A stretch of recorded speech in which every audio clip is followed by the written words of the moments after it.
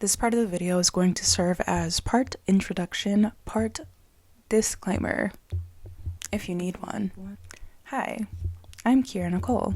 I am a full-time fashion designer and I am also building an atelier. Now, notice the tense that I use when I say building an atelier.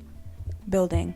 We're in motion here, people. So unfortunately, you won't find any recent pictures on my Instagram. There is no website up, but this is what the channel is for. What I can promise you is that you stick around, maybe subscribe if you're feeling fancy. You will see the project come to fruition. I plan to launch in September. I will probably say it again because that's the video that we're doing right now. How I stay on track as a full-time girly who is also building behind the scenes. I have a 9-to-5 fashion design job to pay my bills, but burnout is not cute. So this is why I use my digital toolkit that I want to share with you today to keep myself on track and avoid the burnout.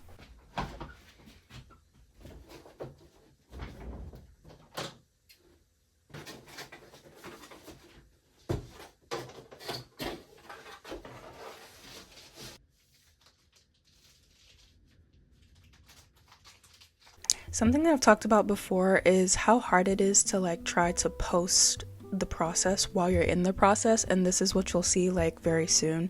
We're talking about the app Miro. None of this is sponsored. There are 400 of you out here. Shout out to y'all though. But it's hard to post the process while you're in the midst of it because I can't show you everything. So we are going to start with Miro Customer Journey. This is a board that I built on an app, Miro. It's a big whiteboard app basically, and I started it when I was bored at work. This is as close to the inside of my brain as you will ever see, very accurate. When I have all of the thoughts going on and I write them down in my journal and I'm no, still not enough. I want to be the person that's solving a mystery with the red string right now. That is Miro. Perfect. You can go on here and go through all of these templates. The templates get a little overwhelming, I must say, but you have to go in there knowing what you're looking for. I usually go for a workflow or a mind map. Perfect. I think this one that I'm showing you right now is a mind map. We started with this tech pack. I was bored at work and I really hated my job, so I started doodling. this little tech pack, and then from there, I swear to you, I did not know what I was doing this for. I started writing out these two character tropes, or so I built out this little jumpsuit, and then I was who would wear this and where would they wear it and why would they care?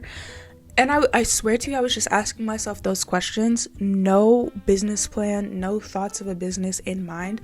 But I started doing this customer profile. And the cool thing about Miro is that you can take and make sticky notes, which I have sticky notes all over my room. So it's perfect for me.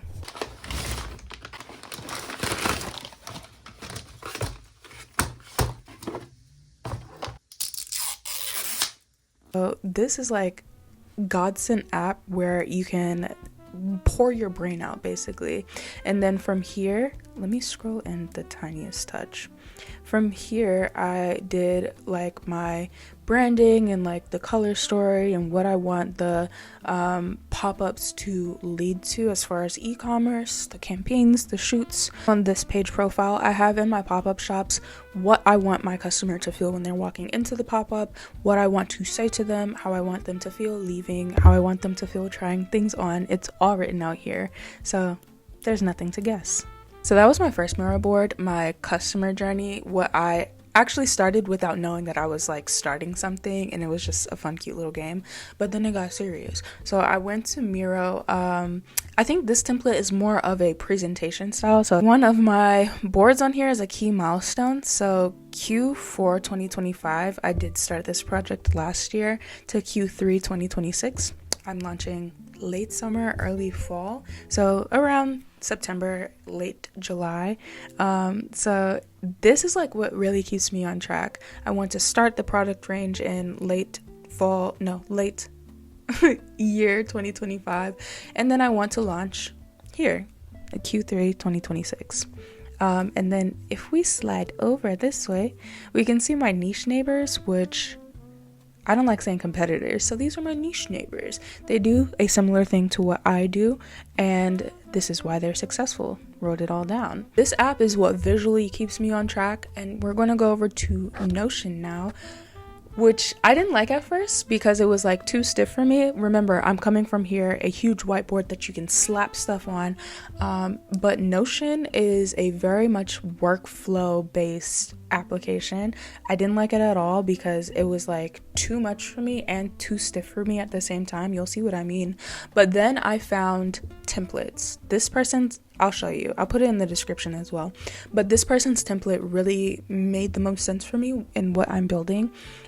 So yeah, we're gonna go over to Notion.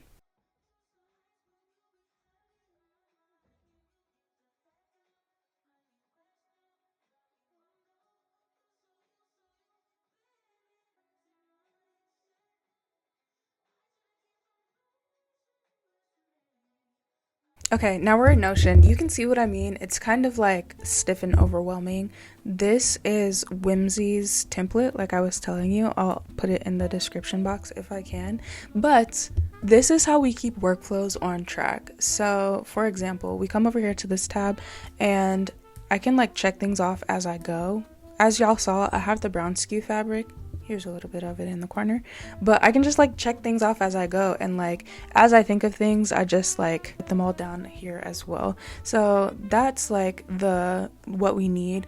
If I think of like shot lists, I come over here and continue with this, but this, the July 2026, is like the heart of everything. So I have my product line up here, and I also have a time tracker, so I can go from like not started to halfway done to done. But all of my pages are campaign ideas, captions, shoot planning. Whenever I have an idea, I write it down, but then I'm like, am I implementing this already? So that's what keeps me on track as far as like pop-up infrastructure, as you can see, like whether or not I've done the things that I said I was gonna do.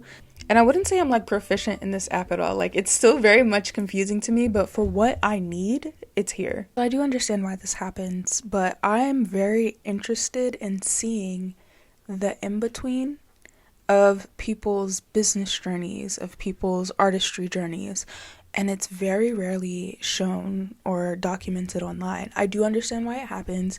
You can't really capture those things, especially interestingly enough, when people's attention spans are super low, but also being concerned about plagiarism and like sharing things before they're ready to be shared. I get it, but I often hear in like these business podcasts or like the artistry journeys, and then I lived in my car for a really long time, and then boom, this thing happened, that thing happened, the third thing happened, and then it led to this conglomerate, and I'm like, how did we get here? Or these girls like fashion channels, I'll watch a video and then go to the YouTube channel page. The page starts on a video of them sitting in the middle of 1,000 bajillion orders. How did we get here? And like I said, I understand why it happens, and I also understand that like watching me go to work to fund this project, it's not sexy. But coming from somebody who has tried to make the jump before that I perceive in the stories, the business tales that I'm listening to, I get it now. Like I get what the in-between looks like, and this channel hopefully is as interestingly as possible sharing the like mundane parts of the in-between. Here I am with this vision, this idea, and then eventually you can see an idea fully rendered out and actualized from its conception. You have a brand in your hand that you know the name of, and you can come back here and like watch the boring parts. So as much as this channel is for my 40-year-old self and to archive the process for me, I feel like I understand it now. Like, as I said, from somebody who has started projects before and haven't fully conceptualized that the boring parts is what it takes to make the thing happen. The consistency is what it takes to make the thing happen. So anyway, thank you so much for hanging out with me, hanging out here in the in-between, and I will see you next time. Toodles!